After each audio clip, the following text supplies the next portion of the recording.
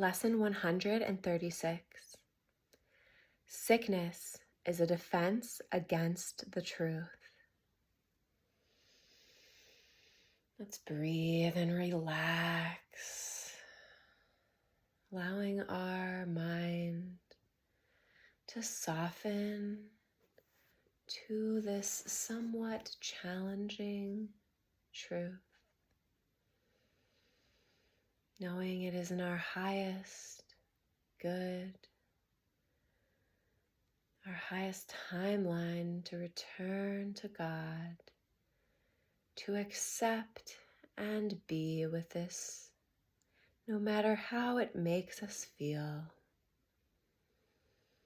letting it penetrate deep into the mind. Sickness is a defense against the truth. No one can heal unless he understands what purpose sickness seems to serve. For then he understands as well its purpose has no meaning. Being causeless and without a meaningful intent of any kind, it cannot be at all. When this is seen, healing is automatic. It dispels this meaningless illusion by the same approach that carries all of them to truth and merely leaves them there to disappear. Sickness is not an accident. Like all defenses, it is an insane device for self-deception. And like all the rest, its purpose is to hide reality, attack it, change it, render it inept, distort it, twist it, or reduce it to a little pile of unassembled parts. The aim of all defenses is to keep the truth from being whole. The parts are seen as if each one were whole within itself. Defenses are not unintentional, nor are they made without awareness.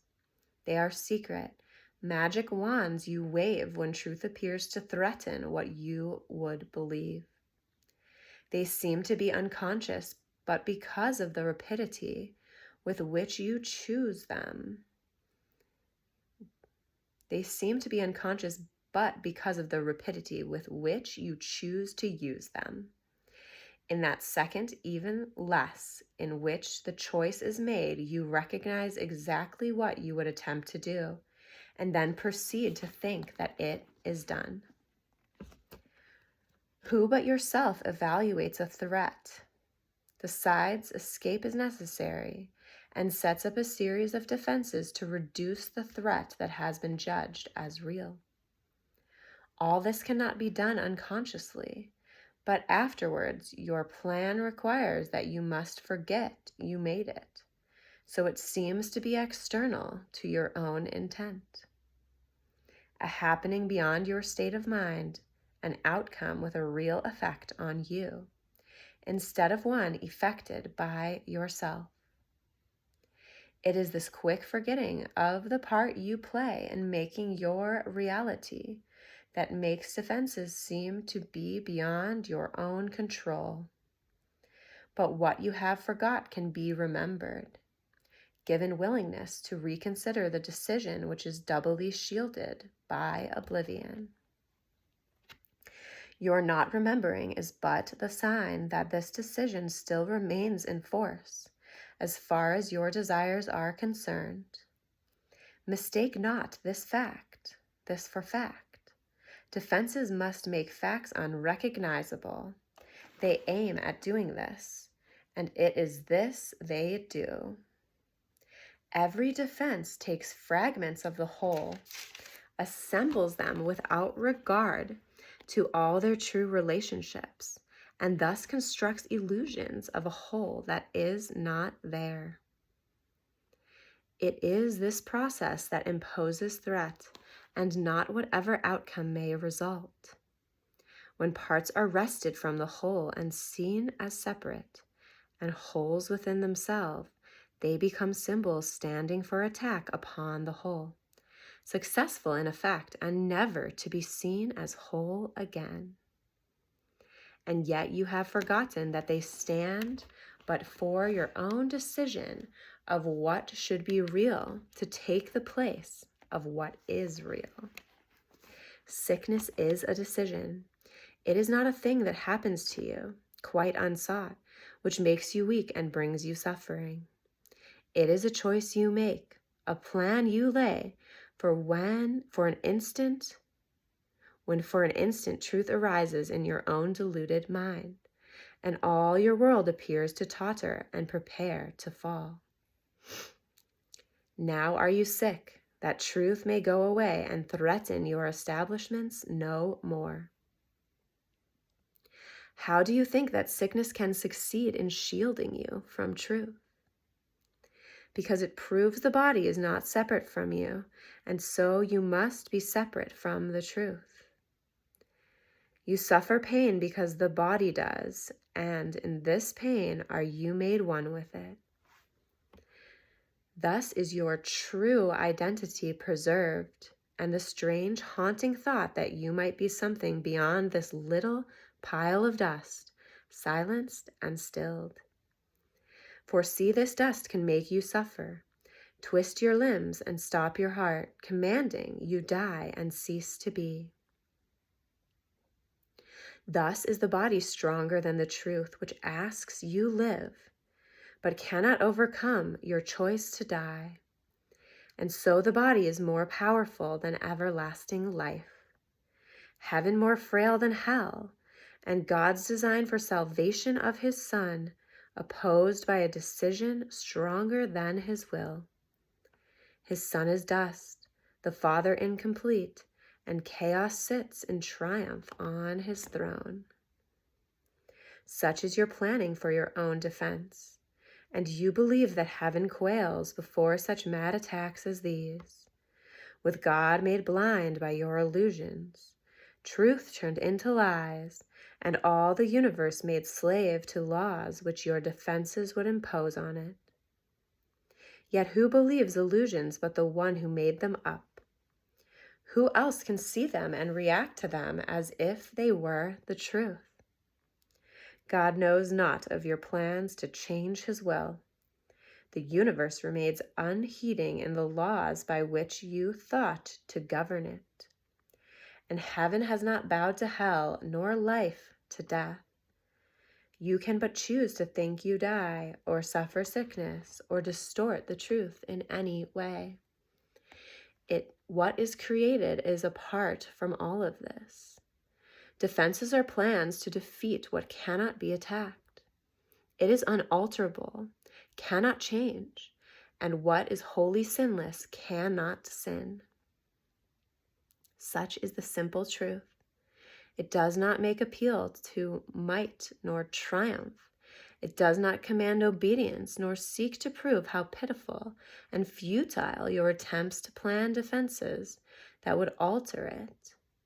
Truth merely wants to give you happiness, for such its purpose is. Perhaps it sighs a little when you throw away its gifts, and yet it knows with perfect certainty that what God wills for you must be received.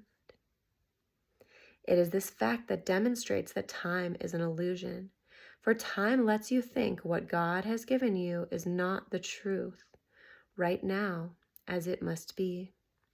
The thoughts of God are quite apart from time, for time is but another meaningless defense you made against the truth. Yet what he wills is here, and you remain as he created you. Truth has a power far beyond defense, for no illusions can remain where truth has been allowed to enter. And it comes to any mind that would lay down its arms and cease to play with folly.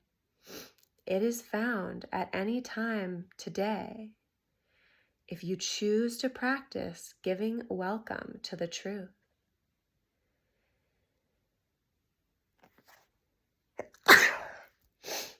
Excuse me. It is our aim today, and we will give a quarter of an hour twice to ask the truth to come to us and set us free.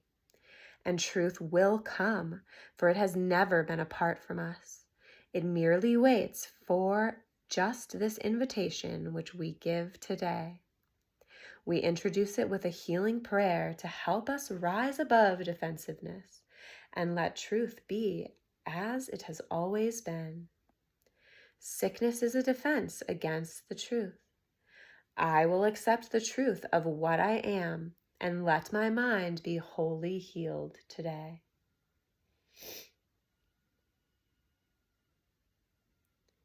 Healing will flash across your open mind as peace and truth arise to take the place of war and vain imaginings. There will be no dark corners sickness cannot or can conceal and keep defended from the light of truth. There will be no dim figures from your dreams, nor their obscure and meaningless pursuits with double purposes insanely thought remaining in your mind. It will be healed of all the sickly wishes that it tried to authorize the body to obey. Now is the body healed because the source of sickness has been opened to relief, and you will recognize you practiced well by this. The body should not feel at all. If you have been successful, there will be no sense of feeling ill or feeling well, of pain or pleasure. No response at all is in the mind to what the body does. Its usefulness remains and nothing more. Perhaps you do not realize that this removes the limits you had placed upon the body by the purposes you gave it. As these are laid aside, the strength the body has will always be enough to serve all truly useful purposes. The body's health is fully guaranteed because it is not limited by time, weather, or fatigue, by food or drink, or any laws you made it serve before. You need do nothing now to make it well, for sickness has become impossible. Yet this protection needs to be preserved by careful watching. If you let your mind harbor attack thoughts, yield to judgment, or make plans against uncertainties to come, you have again misplaced yourself and made a bodily identity which will attack the body, for the mind is sick.